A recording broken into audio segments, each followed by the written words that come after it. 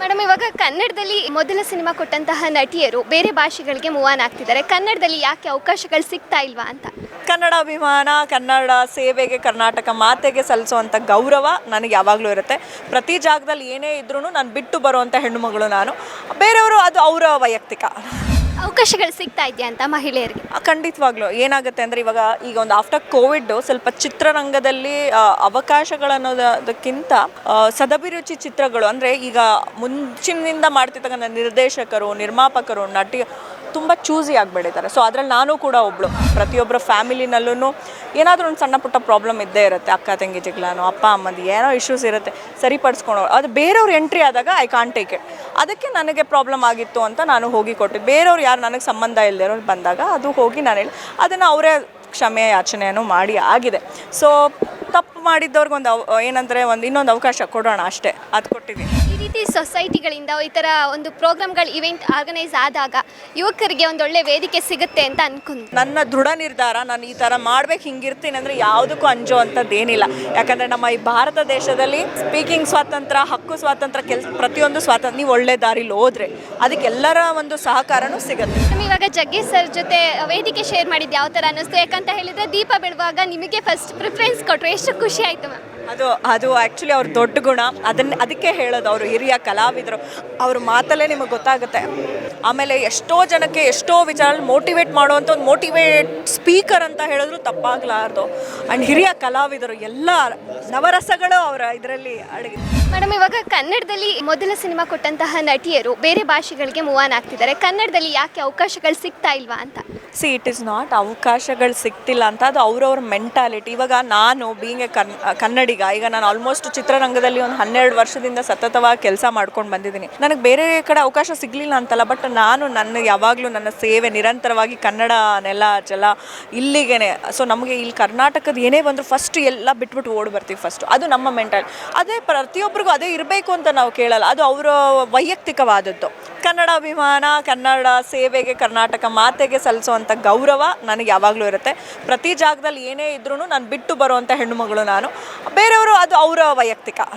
ಅವಕಾಶಗಳು ಸಿಗ್ತಾ ಇದೆಯಾ ಅಂತ ಮಹಿಳೆಯರಿಗೆ? ಖಂಡಿತವಾಗ್ಲೂ ಏನಾಗುತ್ತೆ ಅಂದರೆ ಈಗ ಒಂದು ಆಫ್ಟರ್ ಕೋವಿಡ್ ಸ್ವಲ್ಪ ಚಿತ್ರರಂಗದಲ್ಲಿ ಅವಕಾಶಗಳನ್ನೋದಕ್ಕಿಂತ ಸದಭಿರುಚಿ ಚಿತ್ರಗಳು ಅಂದರೆ ಈಗ ಮುಂಚಿನಿಂದ ಮಾಡ್ತಿರ್ತಕ್ಕಂಥ ನಿರ್ದೇಶಕರು, ನಿರ್ಮಾಪಕರು, ನಟಿ ತುಂಬ ಚೂಸಿ ಆಗಿಬಿಟ್ಟಿದ್ದಾರೆ. ಸೊ ಅದರಲ್ಲಿ ನಾನು ಕೂಡ ಒಬ್ಬಳು. ಆ್ಯಂಡ್ ನಾನು ಮಾಡಿರ್ತಕ್ಕಂಥ ಚಿತ್ರಗಳು ನೀವು ನೋಡಿದ್ರೆ ಪ್ರತಿಯೊಬ್ಬರು ನೋಡಿದ್ದಾರೆ. ಇವತ್ತಿನವರೆಗೂ ಮಾಡಿರ್ತಕ್ಕಂಥ ವಜ್ರಕಾಯ, ಕಿರುಗೂರು ಮತ್ತು ಮನೆ ಮಾರಾಟಕ್ಕಿದೆ, ಪ್ರತಿಯೊಂದು ಚಿತ್ರಗಳನ್ನ ನೋಡಿದ್ದಾರೆ. ಸೊ ಅಂಥದ್ದೊಂದು ಒಳ್ಳೆ ಸದಭಿರುಚಿ ಇರೋ ಚಿತ್ರದಲ್ಲಿ ನಾನು ಮಾಡಬೇಕು ಅನ್ನೋ ಉದ್ದೇಶದಿಂದ ಅಂಥ ಕತೆಗಳ ಒಂದು ಏನಂದರೆ ಹುಡುಕಾಟದಲ್ಲಿದ್ದೀನಿ. ಈಗ ಬೈ ಗಾಡ್ ಗ್ರೇಸ್ ಚಾಮುಂಡವನ ಒಂದು ಆಶೀರ್ವಾದದಿಂದ ಈ ವರ್ಷ ಏಪ್ರಿಲ್ ಮೇಗೆ ಶುರು ಆಗ್ತಾ ಇದೆ ನನ್ನ ಒಂದು ಕನ್ನಡ ಚಿತ್ರ.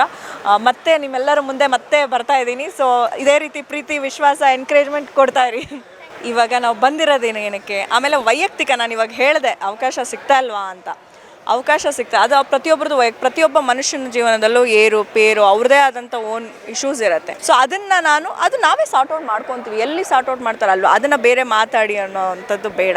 ಆ್ಯಂಡ್ ನನಗೆ ಯಾವುದೇ ರೀತಿ ಯಾರಿಂದನೂ ಪ್ರಾಬ್ಲಮ್ ನನಗೆ ಅಂದರೆ ಪ್ರತಿಯೊಬ್ಬರ ಫ್ಯಾಮಿಲಿನಲ್ಲೂ ಏನಾದರೂ ಒಂದು ಸಣ್ಣ ಪುಟ್ಟ ಪ್ರಾಬ್ಲಮ್ ಇದ್ದೇ ಇರುತ್ತೆ. ಅಕ್ಕ ತಂಗಿ ಜಗಳನೋ, ಅಪ್ಪ ಅಮ್ಮಂದು ಏನೋ ಇಶ್ಯೂಸ್ ಇರುತ್ತೆ, ಸರಿಪಡಿಸ್ಕೊಂಡು ಅದು ಬೇರೆಯವ್ರು ಎಂಟ್ರಿ ಆದಾಗ ಐ ಕಾಂಟ್ ಟೇಕ್ ಇಟ್. ಅದಕ್ಕೆ ನನಗೆ ಪ್ರಾಬ್ಲಮ್ ಆಗಿತ್ತು ಅಂತ ನಾನು ಹೋಗಿ ಕೊಟ್ಟಿದ್ದೆ. ಬೇರೆಯವ್ರು ಯಾರು ನನಗೆ ಸಂಬಂಧ ಇಲ್ಲದೆ ಬಂದಾಗ ಅದು ಹೋಗಿ ನಾನು ಹೇಳಿ ಅದನ್ನು ಅವರೇ ಕ್ಷಮೆ ಯಾಚನೆಯನ್ನು ಮಾಡಿ ಆಗಿದೆ. ಸೊ ತಪ್ಪು ಮಾಡಿದ್ದವ್ರಿಗೆ ಏನಂದರೆ ಇನ್ನೊಂದು ಅವಕಾಶ ಕೊಡೋಣ ಅಷ್ಟೇ, ಅದು ಕೊಟ್ಟಿದ್ದೀನಿ. ಈ ರೀತಿ ಸೊಸೈಟಿಗಳಿಂದ ಈ ಥರ ಒಂದು ಪ್ರೋಗ್ರಾಮ್ಗಳು, ಇವೆಂಟ್ ಆರ್ಗನೈಸ್ ಆದಾಗ ಯುವಕರಿಗೆ ಒಂದೊಳ್ಳೆ ವೇದಿಕೆ ಸಿಗುತ್ತೆ ಅಂತ ಅನ್ಕೊಂಡು ಖಂಡಿತವಾಗ್ಲೂ ಈಗಿನ ಜನ್ರೇಷನಲ್ಲಿ ಯುವಕರು ಒಂದು ತಿಳ್ಕೊಬೇಕು. ಎಷ್ಟೋ ಇವಾಗ ಒಂದು ಸೋಷಿಯಲ್ ಮೀಡಿಯಾ ಅನ್ನೋದ್ರಲ್ಲಿ ಒಳ್ಳೆ ವಿಚಾರನೂ ಬರುತ್ತೆ, ಕೆಟ್ಟ ವಿಚಾರ. ನೀವು ಯಾವ್ದು ತೊಗೊಳ್ತೀರಾ ಅಂತ, ಇನ್ಕ್ಲೂಡಿಂಗ್ ಯಂಗ್ಸ್ಟರ್ಸ್ ಎಲ್ಲ, ಈವನ್ ಎಲ್ಡರ್ಸು. ಇವಾಗ ಪ್ರಪಂಚದಲ್ಲಿ ನೀವು ಹೇಳ್ದಂಗೆ ಈ ಬೆಟ್ಟಿಂಗ್ ಆ್ಯಪು, ಬೇರೆ ಮಾರಕ ಏನೇನೋ ಕತೆಗಳು, ಏನೇನೋ ರೀಲ್ಸ್ ಬರ್ತಾ ಇದೆ. ನಿಮ್ಮ ಒಂದು ಕಾನ್ಸಂಟ್ರೇಷನ್ ಯಾವುದಕ್ಕೆ ಒಳ್ಳೇದಕ್ಕಿದ್ರೆ ಖಂಡಿತವಾಗ್ಲೂ ನಿಮ್ಗೆ ಒಳ್ಳೇದೇ. ಈಗ ರೀಲ್ಸ್ ನೀವು ಸ್ಕ್ರಾಲ್ ಮಾಡ್ತಿದ್ದಾಗ ನೀವು ಯಾವ ವಿಚಾರದ್ದು ನೋಡ್ತಾ ಇರ್ತೀರ ಅದೇ ನಿಮಗೆ ಮತ್ತೆ ಮತ್ತೆ ಸಜೆಸ್ಟ್ ಕೊಡ್ತಾ ಇರುತ್ತೆ. ಅರ್ಥ ಆಯ್ತಾ? ಸೊ ನೀವು ಒಳ್ಳೆ ವಿಚಾರದ್ದು, ಒಳ್ಳೆ ಮೆಸೇಜ್ ಓರಿಯೆಂಟೆಡ್ ನಿಮ್ಗೆ ಅದರ ರಿಲೇಟೆಡೇ ಬರ್ತಿರುತ್ತೆ. ಹಾಗೆ ನೀವು ಕೂಡ ಒಳ್ಳೆ ಬಗ್ಗೆ ಯೋಚನೆ ಮಾಡಿ ಒಳ್ಳೆಯದೇ ಮಾಡಬೇಕಂದ್ರೆ ನೀವು ಅದನ್ನೇ ಮಾಡೋಕ್ಕೆ ಹೋಗ್ತೀರಾ. ಆ್ಯಂಡ್ ನಿಮ್ಮ ಸರ್ಕಲ್ ಕರೆಕ್ಟಾಗಿರಬೇಕು. ಆಮೇಲೆ ನೀವು ಧೈರ್ಯವಾಗಿ, ಈಗ ನನ್ನ ದೃಢ ನಿರ್ಧಾರ, ನಾನು ಈ ಥರ ಮಾಡ್ಬೇಕು, ಹಿಂಗಿರ್ತೀನಿ ಅಂದರೆ ಯಾವುದಕ್ಕೂ ಅಂಜೋ ಅಂಥದ್ದೇನಿಲ್ಲ. ಯಾಕಂದರೆ ನಮ್ಮ ಈ ಭಾರತ ದೇಶದಲ್ಲಿ ಸ್ಪೀಕಿಂಗ್ ಸ್ವಾತಂತ್ರ್ಯ, ಹಕ್ಕು ಸ್ವಾತಂತ್ರ್ಯ, ಪ್ರತಿಯೊಂದು ಸ್ವಾತಂತ್ರ್ಯ ನೀವು ಒಳ್ಳೆ ದಾರಿಲಿ ಹೋದರೆ ಅದಕ್ಕೆಲ್ಲರ ಒಂದು ಸಹಕಾರನೂ ಸಿಗುತ್ತೆ. ಇವಾಗ ವರ್ಗೀಸ್ ಸರ್ ಜೊತೆ ವೇದಿಕೆ ಶೇರ್ ಮಾಡಿದ್ದು ಯಾವ ಥರ ಅನ್ನಿಸ್ತು? ಯಾಕಂತ ಹೇಳಿದರೆ ದೀಪ ಬಿಡುವಾಗ ನಿಮಗೆ ಫಸ್ಟ್ ಪ್ರಿಫರೆನ್ಸ್ ಕೊಟ್ಟರು, ಎಷ್ಟು ಖುಷಿ ಆಯಿತು ಮ್ಯಾಮ್? ಅದು ಆ್ಯಕ್ಚುಲಿ ಅವ್ರ ದೊಡ್ಡ ಗುಣ. ಅದಕ್ಕೆ ಹೇಳೋದು, ಅವರು ಹಿರಿಯ ಕಲಾವಿದರು. ಅವ್ರ ಮಾತಲ್ಲೇ ನಿಮಗೆ ಗೊತ್ತಾಗುತ್ತೆ. ಅವ್ರು ಹೇಳ್ತಾಯಿದ್ರು, ನಾನು ಅಷ್ಟು ಎಜುಕೇಟೆಡ್ ಅಲ್ಲ, ನಮ್ಮ ಮನೆಯಿಂದ ಈ ಥರ ಇತ್ತು, ಹಂಗೆ ಹಿಂಗೆ.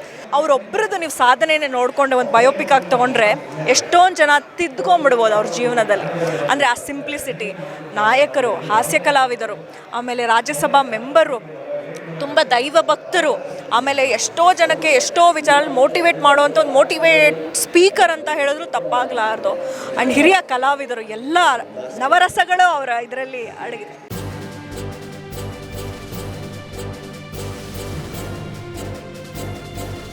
ಇದು ಮಾನವೀಯ ಸಂದೇಶದ ಜನವಾಹಿನಿ.